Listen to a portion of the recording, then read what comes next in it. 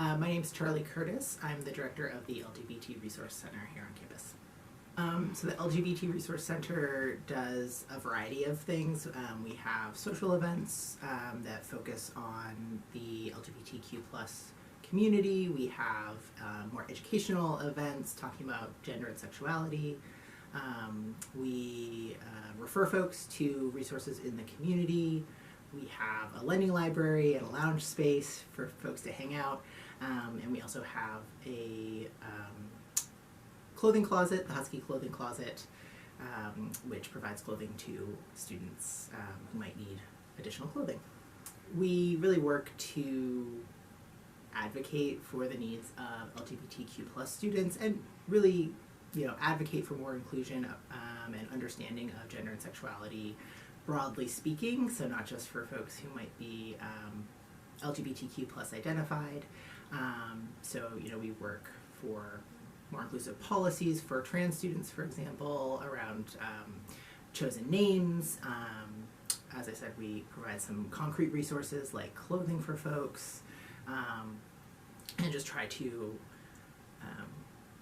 make sure that there's inclusive conversation happening about gender and sexuality on campus. Most of our advocacy does primarily focus on issues on campus, but we do connect with other groups working in the community. In terms of on campus, it looks like a lot of conversations with a lot of different people, and a lot of that kind of informal groundwork to build connections and build people's understanding, so that then when it comes to it's time to talk about a policy on campus, it's time to talk about a procedure on campus, that folks have a greater understanding of what I think needs to change and where that is coming from in terms of the needs of LGBTQ plus students. We collaborate a lot. We're a very small office, and so we try to work with others to be able to expand what we're able to do on campus. We collaborate really closely with a number of other identity centers, especially the Women's Center is a very close partner of ours on a lot of events and programs, plus folks in the community, so St. Cloud Pride, the new Rainbow Wellness Collective that opened recently, and some other folks in the community.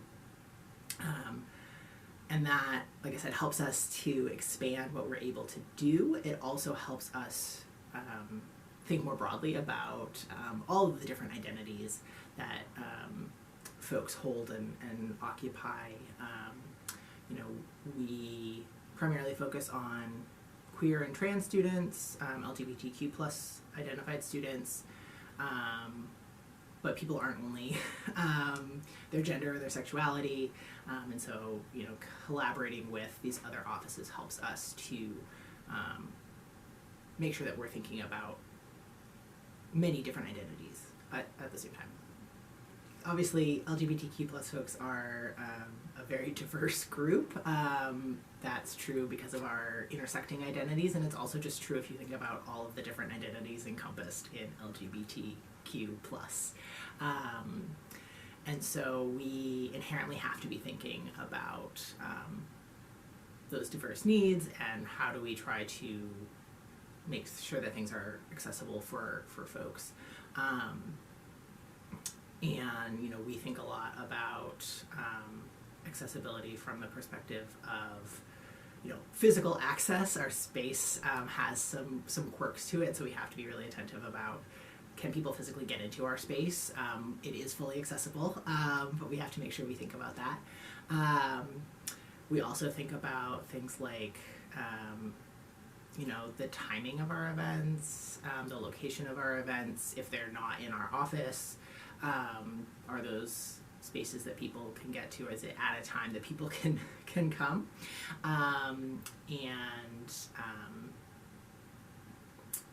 Also, are we having events that address a variety of interests, a variety of needs? As we think about moving into our more concrete resources with the Husky Clothing Closet, size inclusion is really important to me. So we're working hard to figure out ways to cultivate a donation base that has a variety of sizes so that folks can come and get clothing regardless of what size clothing you might need. I'd say our biggest goal right now is just to build a thriving queer community on campus. We kind of suffered with COVID like everybody, and we have some good pieces of community, but it could be a lot more robust. So just trying to get people into the center, get people engaged with our events, and engage with each other even if it's not at our events. So long term, trying to just have thriving queer life on campus, and whether that is part of our events or whether that is happening elsewhere that we can help kind of facilitate the beginnings of. I'll share about actually an experience that helped inspire me to move forward with the Husky Clothing Closet. So shortly after I started in this job, there was a student who came in who was very newly coming into her trans identity, and so was just starting to explore some new clothing options and was kind of nervous about that process. It's a little bit overwhelming sometimes, and I happened to have some clothing that had been donated that was left over from a previous event, so we were able to let her try on some clothing in the space so that she could feel a little bit safer and have that experience in a setting that was going to be affirming for her. And I saw what a difference it made for her to have that kind of support and experience as she was stepping into her identity. And so I decided we needed to make that a permanent resource on campus, particularly for trans students, and then, obviously other folks need clothes for other reasons as well, and so expanded it into a resource for all students, but that moment of helping that student have that experience was what inspired the closet. Like I said, building community is one of our core goals right now, and so, engage with us, come to our events, come say hello in our space.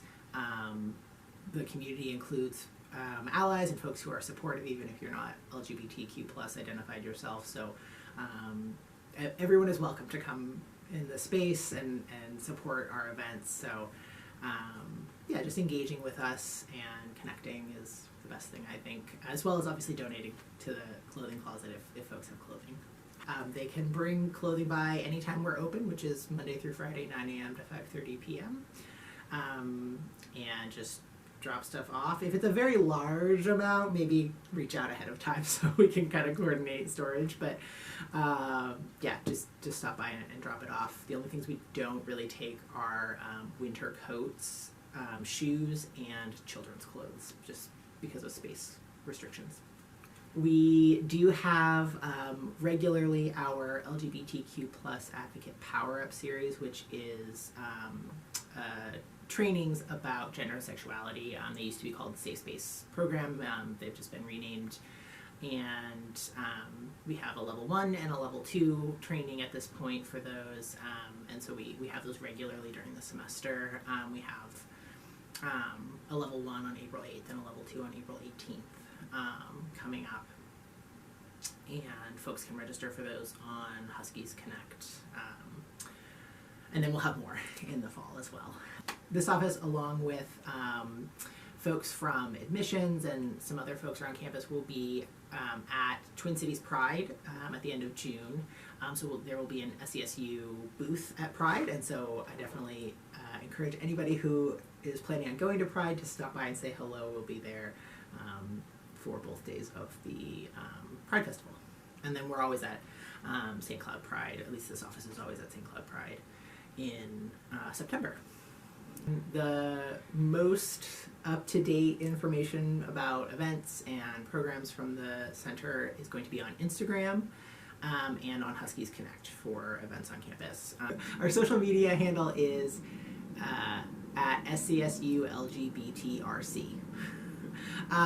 For both Facebook and Instagram. Otherwise, you can always stop in. We have events posted up on our wall in the center.